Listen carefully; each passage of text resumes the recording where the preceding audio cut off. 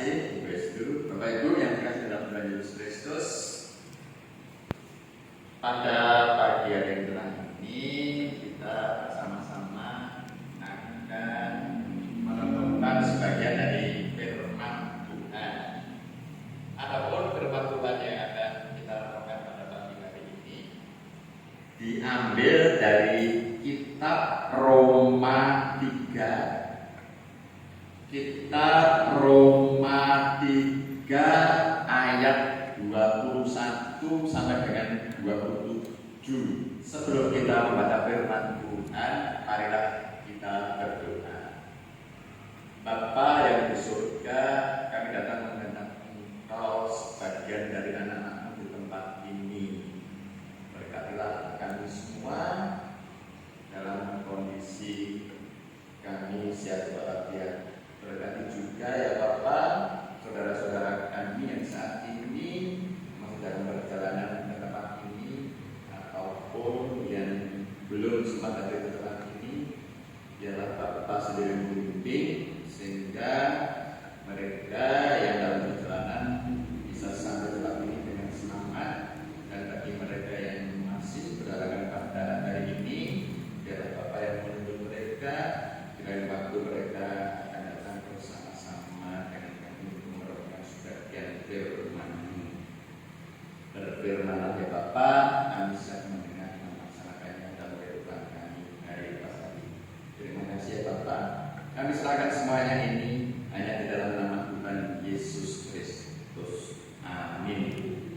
Bapak Ibu yang terkasih dalam Tuhan Yesus Kristus, saya akan bacakan kitab Roma 3 ayat 21 sampai dengan 27.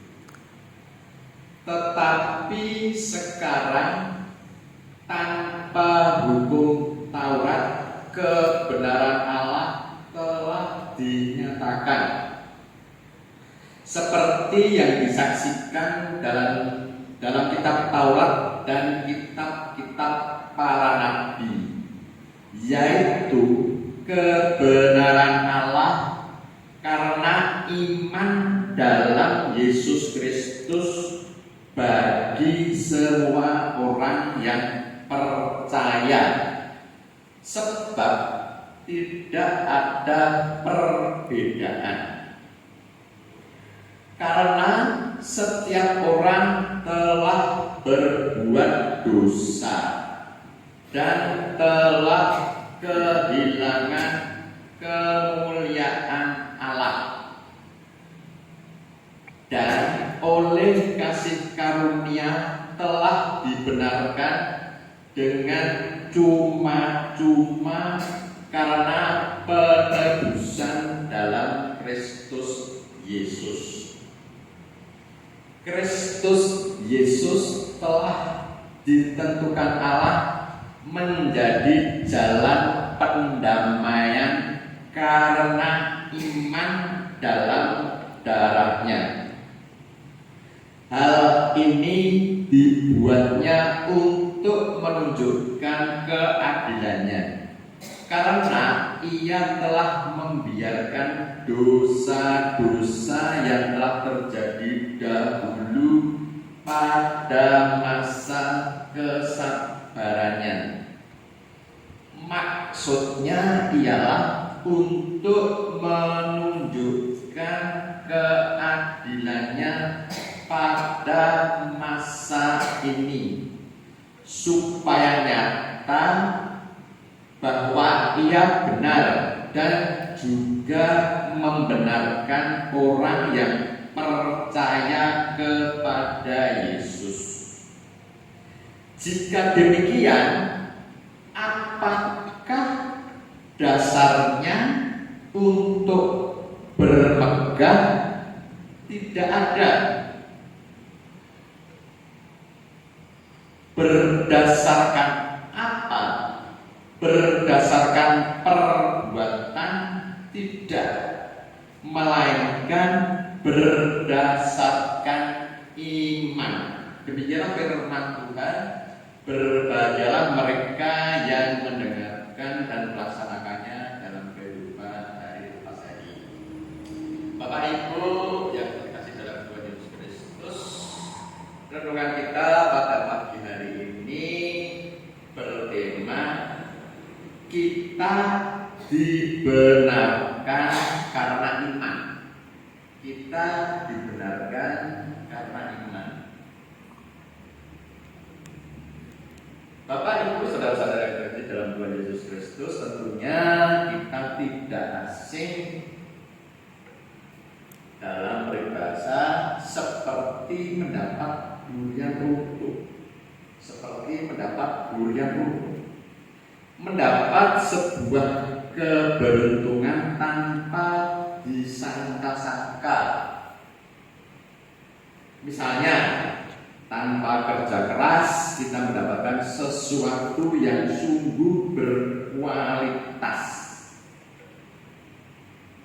Bagaimana jika peribahasa ini dikaitkan di dalam perjalanan kehidupan kita sebagai orang percaya? Jadi dalam peribahasa durian runtuh, kita itu mendapat sesuatu tanpa disangka-sangka. Nah, itu bagaimana kalau dikaitkan dengan perjalanan kehidupan kita sebagai orang percaya? Jadi pengampunan dari Allah merupakan sebuah keberuntungan dalam kehidupan kita sebagai orang percaya.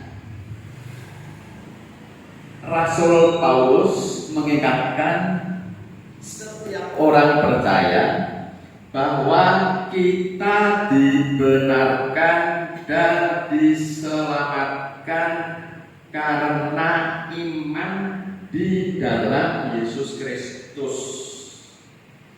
Jadi kita diselamatkan bukan atas usaha kita sendiri, melainkan karena iman dari Tuhan Yesus Kristus.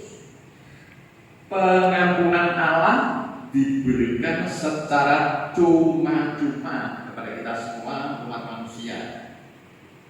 Darahnya menjadi jalan pendamaian bagi kita manusia yang penuh dengan dosa ini. Penebusan dan pengampunan Allah kepada manusia tidak terjadi karena usaha keras manusia. Jadi semata-mata anugerah dari Allah pengampunan itu. Semuanya itu karena anugerah Allah semata.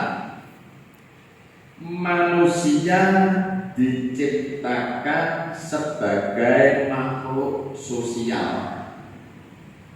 Jadi sebagai makhluk sosial tentunya kita hidup harus berrelasi satu sama lain, baik di dalam kehidupan keluarga, bertetangga maupun dalam kehidupan bergereja sampai dalam kehidupan kita bernegara.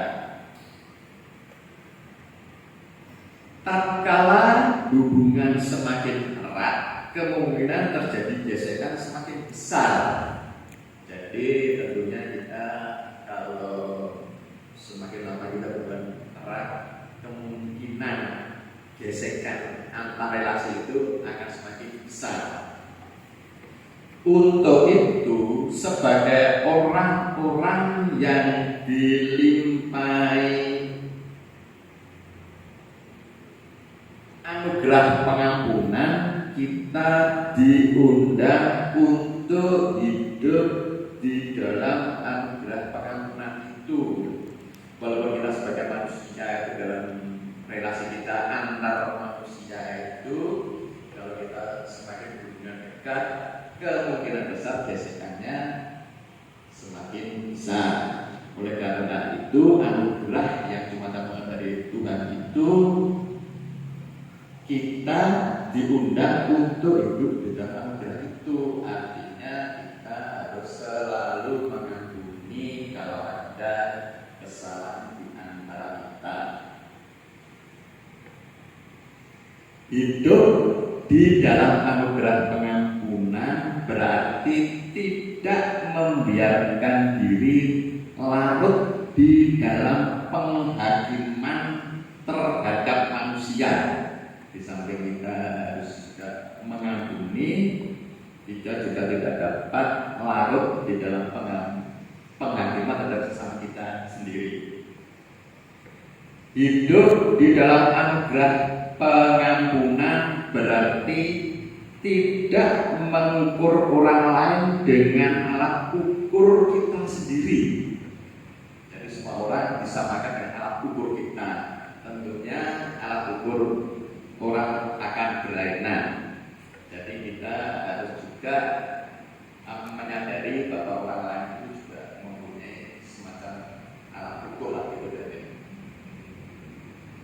Jika kepada kita diberikan pengampunan secara cuma-cuma, kita juga diundang untuk memberikan pengampunan kepada sesama kita tanpa